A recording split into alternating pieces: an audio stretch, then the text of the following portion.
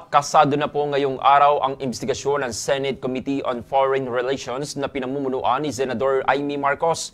Kaugnay po yan ang pag-aresto kay dating Pangulong Rodrigo Duterte.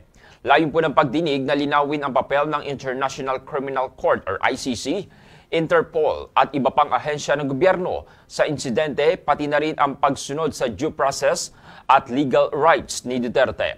Inibitahan sa pagdinig ang mga opisyal ng PNP, DOJ, DND at iba pang ahensya upang sagutin ang mga katanungan ng publiko.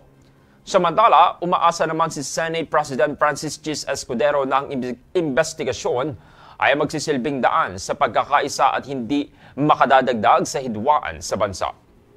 Naghahanap ang International Criminal Court or ICC ng mga transcriber na bihasa sa Tagalog at Cebuano para sa kanilang Office of the Prosecutor Language Services Unit.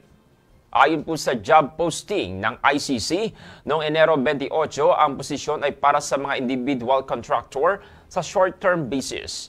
Ang mga aplikante po ay dadaan sa screening process at kapag na-accredit, maaari silang alokuin ng kontrata para sa remote transcription services.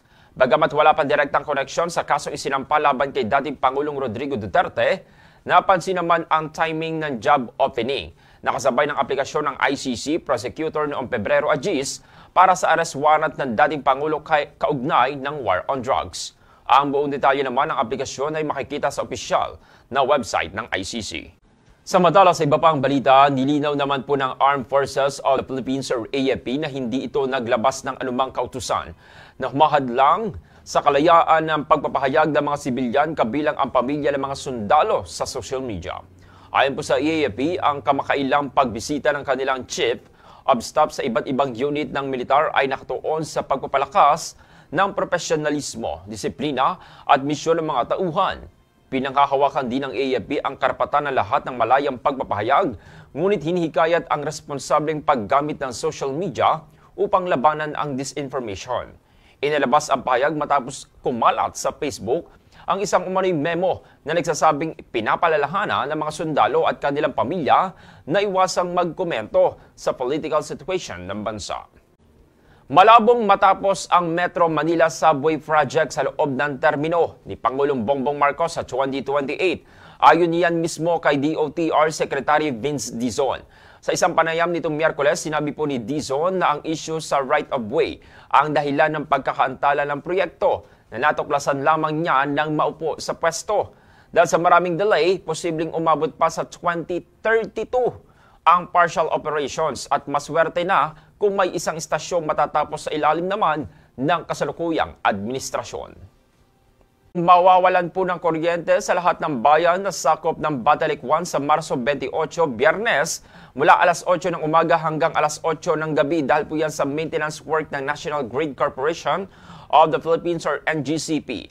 Sa naturang anunsyo ng Batalik 1, apektado ang lahat ng lugar sa Agoncillo, Balayan, Calatagan, Calaca City, Lemery, Lian, Nasugbu, San Luis, San Nicolas, Santa Teresita, Taal at Tuwi.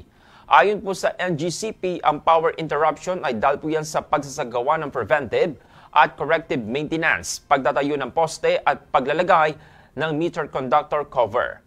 Kasabay nito, magsasagawa rin po ng maintenance activities ang Batangas 1 Electric Cooperative. Pinapalalahanan naman po ang publiko na maaaring maibalik ng mas maaga ang supply ng kuryente kung matatapos po agad ang naturang trabaho. Gayunpaman, hindi kontrolado ng Batalik 1 ang eksaktong oras ng pagkawala o pagbabalik ng kuryente dahil ito ay nakadepende naman sa schedule ng NGCP. Asahan po ang maulap na kalangitan na may kasamang pag-ulan sa iba't ibang bahagi ng ating bansa sa Huwebes, Marso 20, ayon po yan sa Pag-asa.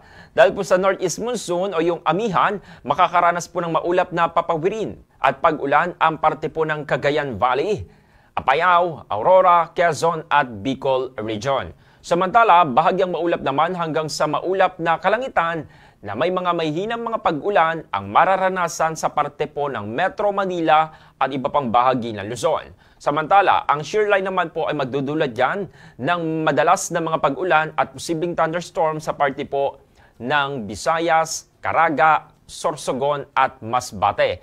Sa nalalabing bahagi naman po ng ating bansa, iiral naman po ang patuloy na easterlies na magdadala naman ng mga bahagyang maulap hanggang sa maulap na papawirin na may mga panakanakang mga pag-ulan o thunderstorm. Wala naman pong inaasang bagyo na papasok o mabubuo sa Philippine Area of Responsibility sa mga susunod na araw. Alam niyo ba na may isang gulay na hindi lang masarap kundi sagana din sa sustansya? Ito ay ang saluyot, isa sa powerhouse na gulay na matagal nang ginagamit ng ating ating lutuing Pinoy. Alamin natin ang mga benepisyo nito sa ating kalusugan. Ayon sa Food and Nutrition Research Institute o FNRI ng DOST, ang saluyot ay mayaman sa vitamin, mineral at antioxidants na may positibong epekto sa ating katawan. Narito ang ilang mga pangunahing benepisyo nito. Una na riyan, pampalakas ito ng ating immune system. Taglay ng saluyot ang vitamin C at E na nagpapalakas ng ating resistensya laban sa sakit at impeksyon.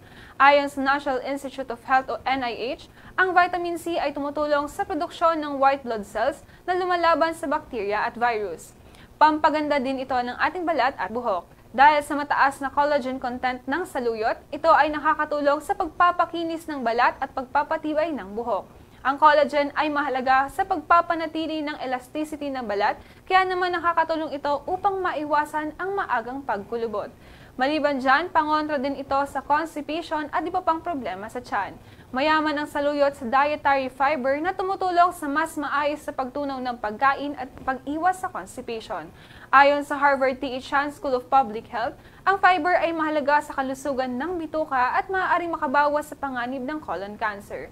Pang-apat, pampalakas ito ng buto at ngipin. Ang saluyot ay mayaman sa calcium at phosphorus na nagpapalakas ng ating buto at nakakatulong sa pag-iwas sa osteoporosis. Ayon sa National Osteoporosis Foundation, ang sapat na calcium intake ay mahalaga upang maiwasan ang paghina ng buto habang tumatanda. Pampababa rin ito ng panganib sa sakit sa puso. Ayon sa American Heart Association, ang pagkain ng gulay ay na may mataas na fiber at antioxidants tulad ng saluyot ay maaaring makatulong sa pagpapababa ng bad cholesterol o LDL na isa sa mga dahilan ng sakit sa puso.